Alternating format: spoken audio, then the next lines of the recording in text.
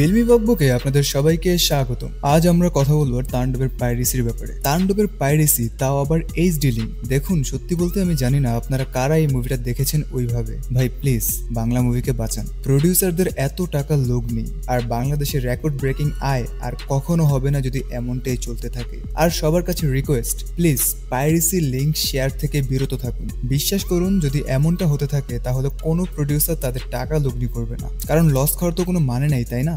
যারা পাইরেসি মুভিটা দেখেছেন তারা হয়তো ভাবছেন, যাহ মুভি তো দেখে ফেললাম, কিন্তু আলটিমেটলি এটা যে আমাদের ইন্ডাস্ট্রির জন্য কতটা ক্ষতির তা আপনারা চিন্তাও করতে পারবেন না। দেখুন, ভাবুন, এই মুভিটা যদি 10,000 মানুষ মিনিমাম দেখে, এবং যারা দেখেছে তারা কি আর ওই মুভিটা হলে গিয়ে দেখবে না। এবং 500 টাকার টিকিট প্রাইসে যদি 10,000 মানুষের সংখ্যাটাও আপনারা ক্যালকুলেট করেন, তবে দেখবেন যে এই মুভির ক্ষতির সংখ্যা প্রায় 50 লাখ টাকা। অ্যান্ড অফকোর্স এটা তারও বেশি। আই নো, যারা সত্যিকার অর্থে বাংলাদেশের মুভি ইন্ডাস্ট্রিকে বাঁচাতে চান এবং চান সামনে আরো ভালো মুভি আসুক, আপনাদের কাছে কাইন্ডলি রিকোয়েস্ট, পাইরেসিকে না বলুন। হোক না পাইরেসি, কিন্তু আমরা দেখব না, এই প্রতিজ্ঞা করুন। একটা কথা মাথায় রাখবেন যে এই মুভিটা বরবাদের লাইফ টাইম কালেকশনকে ছাড়িয়ে যাওয়ারও পোটেনশিয়ালিটি রাখে। হয়তোবা এর লাইফ টাইম কালেকশন 100 কোটিরও আপ হতো, বাট এখন তা সম্পূর্ণই ধোঁয়াশা। সংশ্লিষ্ট কর্তৃপক্ষের কাছে রিকোয়েস্ট, হল প্রিন্ট বের হলে তা মানা যায় বা আমরা মেনে নিতাম, কিন্তু এইচডি প্রিন্ট এটা ভেতরের কাজ।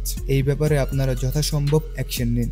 আমি পাইরেসিকে না বলেছি, আশা করছি বাংলাদেশের মুভি প্রেমীরাও তাই করবে। ওয়েল, এখন আপনাদের সাথে শেয়ার করা যাক সপ্তম দিনে এসে কোন মুভি কত টাকা আয় করলো। সপ্তম দিনে এসে তাণ্ডব আয় করেছে 80,02,000 টাকা। এবং হল আপডেটস এর কথা যদি বলি, তবে গতকাল মোট শো চলেছে 89টি। এর মধ্যে স্টার সিনেপ্লেক্সের 48টি শোর মধ্যে 47টি ছিল হাউসফুল, এবং মোট 89টি শো এর মধ্যে গতকাল 75টি শো ছিল হাউসফুল এবং 5টি ছিল প্রায় অলমোস্ট ফুল। এবং 4 দিনে মাল্টিপ্লেক্স গ্রস কালেকশন হলো 4,94,00,000 টাকা। এবং ইনসাফের কথা যদি বলি, তবে গতকাল ইনসাফের মোট শো চলেছে 14টি, এবং যার মধ্যে স্টার সিনেপ্লেক্সের 4টি শো ছিল হাউসফুল এবং 1টি শো ছিল প্রায় অলমোস্ট ফুল। এবং সপ্তম দিনে এসে ইনসাফের কালেকশন হলো 9,13,000 টাকা। এবং ইনসাফ সিনেমার মোট মাল্টিপ্লেক্স গ্রস কালেকশন 61,57,000 টাকা। এবার আসি উৎসবের কাছে।